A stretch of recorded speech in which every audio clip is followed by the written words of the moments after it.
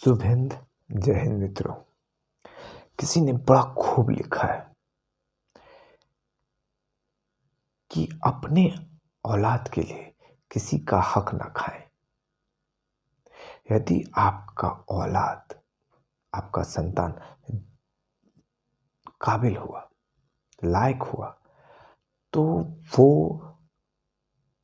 खुद ब खुद कमा लेगी, और नालायक हुआ तो आपके कमाए हुए एक एक पाई को जाया बर्बाद कर देगी। शुभ हिंद जय हिंद मित्रों। एक कहावत है, पूत कपूत तो काहे धन संचय, अब पूत सपूत तो फिर काहे धन संचय। जी हाँ, एक ही लाइन दो बार है। पूत कपूत तो काहे धन संचय, पूत सपूत तो फिर काहे धन संचय। यदि पूत कपूत हुआ, कुकर्मी हुआ, सही नहीं हुआ, तो वो पूत, आपका पूत यानी कि पुत्र, संतान, आपके कमाए हुए धन को बर्बाद कर देगा, वो संचय नहीं कर पाएगा। और यदि सपूत हुआ तो आप नहीं भी कमाए हुए हैं धन, तो आपके लिए वो कमा लेगा, वो अपनी वंशावली को, अपने खानदान के नाम को वो रोशन कर देगा। लेकिन आज के दौर में क्या है, अधिकांश लोग कमाते तो हैं, लेकिन उस कमाई अपने संतान के लिए कमाते हैं, और उस संतान के लिए छल प्रपंच करके वो कमाते हैं। मुझे एक बड़ी खूबसूरत अपनी ज़िंदगी की एक बात याद आ रही है। मैं पहले जहाँ रहता था, वहाँ के मकान मालिक थे, नाम लेना उचित नहीं समझूंगा, हम लोग उन्हें मामा जी कहते थे। उन्होंने बड़ी अच्छी बात कही, मैं एक्सरसाइज कर रहा था, उन्होंने बड़ी अच्छी बात कही, पता है कि चुन्नू जी अब जिम खोलना चाहते हैं। मैंने बोला मामा जी, जिम खोलने में तो बहुत पैसा लगेगा। नहीं, यही छत पे छोटा मोटा डालेंगे, कुछ करेंगे। तो उन्होंने बताया कि कुछ पैसे फंड आए जो कि जायज पैसे नहीं है, नाजायज है, और वो पैसे मैं बच्चों के पढ़ाई में नहीं लगा सकता, तो ऐसे ही खर्च कर देंगे। देखिए, छोटी सी बात है तो गलत पैसे आए थे। दुनिया में हर कोई गलत करता है, लेकिन उन्हें जो पैसे आए वो बच्चों में नहीं लगाना चाहिए। सबसे बड़ी बात यह है कि वो बच्चों में पैसा नहीं लगाना चाहिए, बच्चों की पढ़ाई में नहीं। और आज उनके बच्चे, उन्होंने हमेशा ईमानदारी के पथ पे भी चला और अपनी ईमानदारी से अपनी ड्यूटी को निभाते रहे, और आज उनके बच्चे अच्छे खासे हैं। एक इंजीनियर है, एक टीचर है, एक और भी किसी चीज़ में है, और बहुत जल्दी वो भी उजागर हो जाएगा कि कितने अच्छे चीज़ में। तो देखिए, ये बात सच है, यदि आप हक का खाएंगे तो हक लगेगा आपको, अनहक खाएंगे, लानत का खाएंगे तो बीमारी में जाएंगे।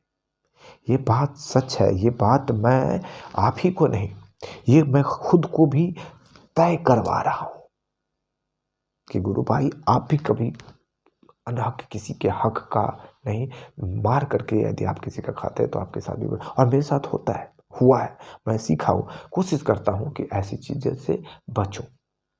आप भी बचे। खुद सोचें जरा, क्या आपने किसी का हक खाया, क्या वो पच गया? मैं कहता हूँ, आप पत्थर पचा सकते हैं, लेकिन दूसरे के हक का अन्न नहीं, दूसरे के हक की जायदाद नहीं, दूसरे के हक का कोई वस्तु आप नहीं पचा सकते। क्योंकि नियम जो तराजू है, काल का जो तराजू है, कानून का, ये कानून के हाथ बड़े लंबे होते हैं, ये लंबे वाले हाथ, इस कानून पे मैं बहुत विश्वास नहीं करता हूँ, ऊपर वाले के कानून के बनिस्बत। इस कानून से तो आप बच जाएंगे, क्योंकि यहाँ सबूत चाहिए, लेकिन उस कानून से नहीं बचेंगे। बहुत ज़रूरी है अपने आप पे संयम रखना। कोई ज़रूरी नहीं कि कोई मुझे देख रहा है तो ही मैं बचूं, कोई मुझे देख रहा है तो ही मैं करूं। आजकल सारे लोग ऐसे कर रहे हैं कि किसी गरीब को देते हैं और नुमाइश के लिए तस्वीरें खिंचवा लेते हैं, भाई हमने तस्वीर, सेल्फी ऐसे करके, तो ये गलत है। अभी हाल फिलहाल में 2020 में लॉकडाउन हुआ, हमारे जीवन का एक ऐसा अनुभव रहा जो बहुत दुखद था। और अभी तुर्की में भूकंप हुई है, लाखों लोग मारे जा रहे हैं, दुखद बात है। उनके लिए सद्भावना है, भगवान मृत आत्मा को शांति दे। जो अभी मलबे में दबे हुए हैं वो लोग सही सलामत निकल आए। लॉकडाउन में प्रथा हुई बनी कि जिससे है कुछ ज़्यादा वो किसी को देने जाए। वो देने के चक्कर में रील्स बनाने लगे, देने के चक्कर में अपनी वीडियो बनाने लगे और बुरा हुआ। एक सभ्य व्यक्ति मर जाना पसंद करता है, लेना किसी से पसंद नहीं करता, भीख नहीं मांगना चाहता। और ऐसे परिस्थितियों से वो लोग गुजरे। मैं चाहता हूं कि आप अपनी मानवता का नुमाइश ना करें। यदि आप नुमाइश करते हैं तो फिर आप मानवता नहीं, इंसान है, इंसानियत नहीं। कहीं पे लिखा था कि आप किसी की यदि गलती हुई तो उसे तत्क्षण माफ कर दे, तुरंत माफ कर दे। लेकिन आप उसे माफ नहीं करते हैं, लेकिन ऊपर वाले से आप अपनी गलती की गुहार लगाते हैं कि मुझे माफ कर दे। तो ये करना छोड़ दे। आप जब आप दूसरों को नहीं दे रहे हैं माफी, तो ऊपर वाला आपको क्यों देगा, कैसे देगा? उसके लिए तो सब बराबर है। हमारी उंगली, हाथों की उंगलियां छोटी बड़ी हो सकती है, लेकिन उस ऊपर वाले की नज़र में हम सब बराबर है। मंदिर में टिकट लग सकता है, बड़े लोग, पैसे वाले लोग पहले जाएंगे, छोटे वाले लोग बाद में जाएंगे, उससे छोटे वाले और बाद में जाएंगे, या वो दूसरे रास्ते से आएंगे। ये यहाँ के नियम है, वहाँ के नियम नहीं है। बहुत लोग हिंदू धर्म से आहत हो रहे हैं। ना ना ना ना, आहत नहीं होना है, बदलाव लाना है। अभी क्या ट्रेंड चल पड़ी है, बाइकॉट बाइकॉट बाइकॉट। हर फिल्म को बाइकॉट किया जा रहा है। थोड़ा सा भी इधर उधर किया, पब्लिक रोड पे निकल आए। लेकिन हिट वाली होने वाली फिल्म हो रही है, लेकिन अच्छी फिल्में भी पिट रही हैं इसमें। तो आप गलत चीज का बहिष्कार करते हैं, इसके लिए सैल्यूट, अच्छी बात है। लेकिन सही चीज का भी बहिष्कार करते हैं। नहीं समझ रहे, अभी फिल्म में रिलीज नहीं हुई और आपको लगा ये हिंदू के खिलाफ है, ये मुस्लिम का ये है, और बाइकआउट करें। अभी पठान के बारे में बाइकआउट निकला, सारे लोग तुल गए। लेकिन वो एक धार्मिक फिल्म नहीं, एक देशभक्ति फिल्म निकली और अच्छा लगा। कोई गलत मैसेज नहीं थी, बस एक रंग, भगवा रंग की पादुकोण जी ने बिकनी पहन रखी है, बड़ा पहन रखी, जो भी अंग वस्त्र होता है वो पहन रखे हैं। तो उसमें कई कलर के पहने हुए। मैं ये नहीं कहता हूँ कि, मैं कहता हूँ कि डायरेक्टर भी, यदि प्रोड्यूसर भी या एक्टर भी यदि ऐसी चीज़ों का थोड़ा ख्याल रखते तो फिर ठीक है। ऐसी चीज़ों से आपको कोई सामना करने की ज़रूरत नहीं पड़ेगी। नहीं तो कभी कभार विवाद में होता है कि हॉल फूंक दिए जाते हैं, बस फूंक दिए जाते हैं, यहाँ आग लगा दिए जाते हैं, और भीड़ का कोई नेता नहीं होता। जब भीड़ बैठे हुए हैं तो उसको कोई लीड कर सकता है, जब वो सड़क पे आ जाए तो उसका कोई लीडर नहीं होता। जब भड़क जाए तो फिर लीडर नहीं होता। तो आप किसी का हक ना खाएं। छोटी सी कहानी थी, एक व्यक्ति मछली मार रहा था, मछली मार रहा था बंसी से। उसने मछली मारी, एक, चलो आज का दिन अच्छा गया, खाएंगे, मैं, मेरी बेटी और एक पत्नी, 3 व्यक्ति हैं, किसी तरह खा ले, गुजारा हो जाए। वहीं पे एक व्यक्ति, थोड़ा बलिष्ठ व्यक्ति था, वो देख रहा है, अरे क्या बात है भाई, मछली लिया। उसने उसे दबोचा, है क्या यहाँ का टैक्स लगता है, इस समुद्र में तुम मछली मार रहे हो, यहाँ पे जानते हो मेरा खरीदा हुआ ये एरिया इतना दूर। तो बोला कि एक मछली मारा हूँ। कह आप बड़ा समझे जी, तो मछली के भी मछली खाए, ला इधर ला, हम अच्छे, हम इतना दूर के एरिया खरीद लिए। उससे धर दबोच करके उसने मछली ले लिया, उसने मछली बनाया। मछली जब वो छील रहा था, काट रहा था, कि अचानक मछली की कि सूंघ वाले इससे इसके अंगूठे में लग गए। दर्द हुआ, जो भी हुआ वगैरह वगैरह। 1 दिन बीता, 2 दिन बीता, उसके अंगूठे के सूजन बढ़ते गए, घाव बढ़ते। डॉक्टर से दिखलाया, डॉक्टर साहब उंगली में तो घाव होगी वगैरह। अरे भाई कल आइए, इसे कटवा लीजिए, नहीं कटवाएंगे तो प्रॉब्लम हो सकती। दवाई दी, नहीं कटवाएंगे तो प्रॉब्लम हो सकती। फिर वो दूसरे दिन कटवा लिया। फिर कुछ दिन बाद, 2-4 दिन बाद फिर देखा सूजन बढ़ता जा रहा है।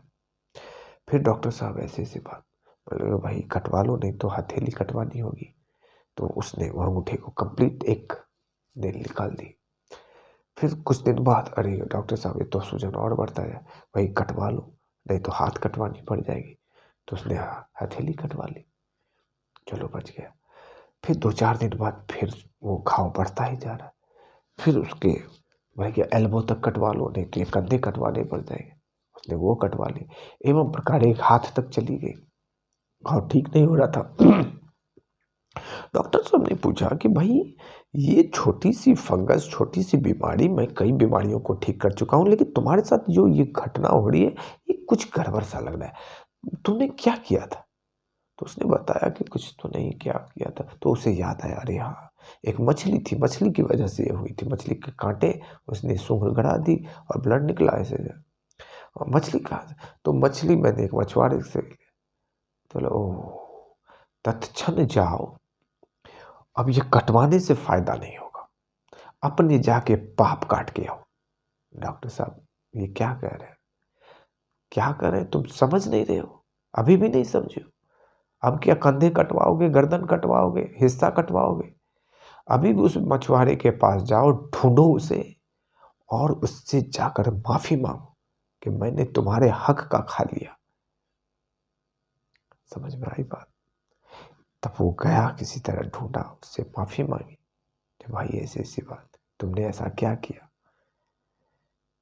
जो मुझे होगी? मैंने तो कुछ नहीं कहा, मैंने तो सिर्फ ऊपर वाले को कहा कि हे ऊपर वाले, ये मुझसे मजबूत मिल गया, इसे इससे भी मजबूत कोई मिल जाए तो ऊपर वाले से मजबूत बड़ा कौन हो सकता है?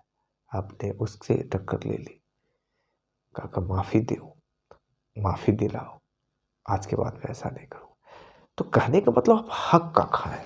यदि आप हक का खाएंगे तो आप हकदार बनेंगे। जिसके आप हकदार हैं वही खाएं। किसी जीव को मार करके, तरपा करके, वहशियाना हरकत करके आप वो खाते हैं, ये सही नहीं है, ये सही नहीं। मैं जानता हूँ, मैं ये लॉजिक सुना हूँ कि घास में भी जीव होता है, फल में भी जीव होता है। आप उसको तरप नहीं देख रहे हैं। मैं तरप की एक्सप्लेनेशन, ऊपर रेंज की बात कर रहा हूँ। आप मच्छर मार देते हैं, ठीक है, दर्द उसमें भी है, मैं जान रहा हूँ आपका तर्क यही होगा। लेकिन आप हाथी मार के खाएं, कुत्ता मार के खाएं, तो कुत्ते को मारने में और इसमें मारने में अंतर है। किसी के बच्चे को छीन करके मार के खाए तो ये नहीं। तो मैं इस पक्ष में कतई नहीं हूँ। आप हक की खाएं। यदि हक होता है तो फिर बढ़िया है, हक नहीं होता है तो वो गलत है, वो ना करें। इसलिए आप यदि अपने बच्चों में अच्छे संस्कार डालना चाहते हैं, कितने के बच्चे आवारा निकल गए, कितने के बच्चे पढ़ते नहीं हैं, तो जाहिर है आपने कुछ ऐसा कर्म किया है जिस वजह से वो बच्चे पे पढ़ रहा है। यदि आप अपने बच्चों से प्यार करते हैं तो इस वीडियो को की लिंक को शेयर कीजिए। यदि आप अपने बच्चों को प्यार करते हैं और बेहतर बनाना चाहते हैं तो आप हक का खाएं, ना हक का नहीं। आप अपने बच्चों को के उज्जवल भविष्य की कामना करते हैं, चाहत रखते हैं, तो ईमानदारी के पैसे घर में लाएं और उससे अनाज खरीदें और खाएं और बच्चों को खिलाएं। यदि बेईमानी के पैसे से आप यदि घर चला रहे हैं, ठगी के पैसे से यदि आप घर चला रहे हैं, तो वो पैसे तो आपके घर में आएंगे, लेकिन उसका सुख, वैभव, सुख, समृद्धि, शांति नहीं होगी, नहीं होगी, नहीं होगी। शुभ हिंद, जय हिंद। यदि आपने हमारे चैनल को सब्सक्राइब, शेयर और लाइक नहीं किया है तो प्लीज़ कर दीजिए ना। गुरु भाई, गुरु भाई, गुरु भाई, गुरु गुरु गुरु भाई, गुरु भाई। ओ